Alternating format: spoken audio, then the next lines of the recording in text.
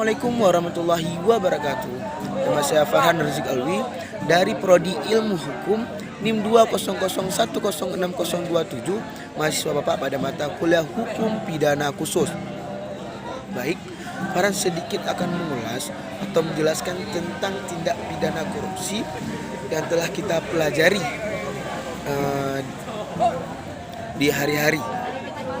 Baik, seperti kita ketahui, di Indonesia sendiri sudah pernah ada 4 yuridis atau 4 hukum yang berlaku tentang tindak pidana korupsi, yaitu yang pertama di tahun 1971, kemudian di tahun 1999, kemudian di tahun 2002, kemudian baru di tahun 2019.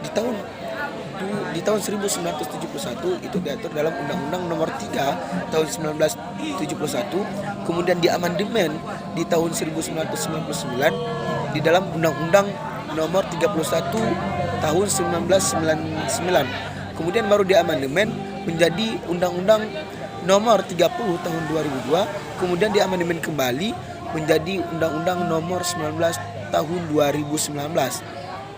Baik, dari beberapa amandemen ataupun juga undang-undang yang pernah ada dan dijadikan landasan hukum tentang tindak pidana korupsi di Indonesia, Farhan dapat menyimpulkan atau mengambil sebuah definisi daripada tindak pidana korupsi ini sendiri, yaitu setiap orang yang dengan sengaja menguntungkan diri sendiri, orang lain, atau sebuah korporasi penyalahgunaan kekuasaan, kesempatan, atau sarana yang diberikan padanya karena kekuasaan, karena kedudukan, karena jabatan yang dapat merugikan keuangan dan perekonomian negara, maka dapat dihukum dengan hukuman pidana.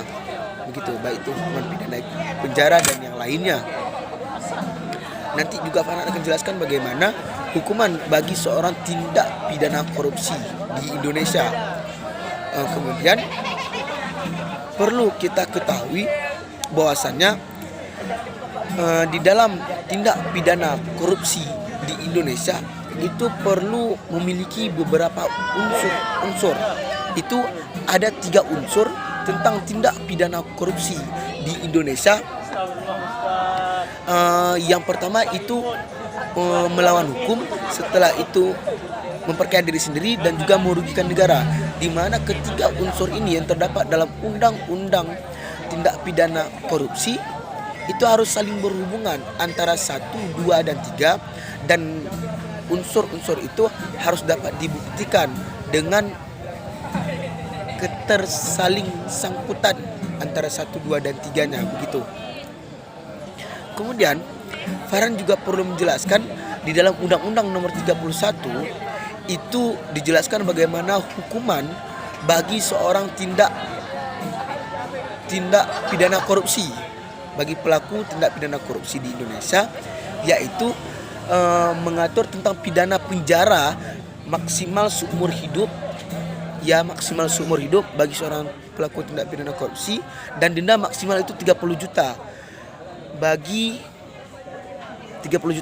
semua delik yang dikategorikan sebagai korupsi, begitu.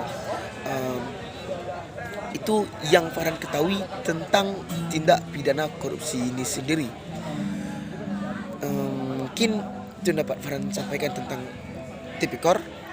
Sekian, mohon maaf atas segala kekurangan. Assalamualaikum warahmatullahi wabarakatuh.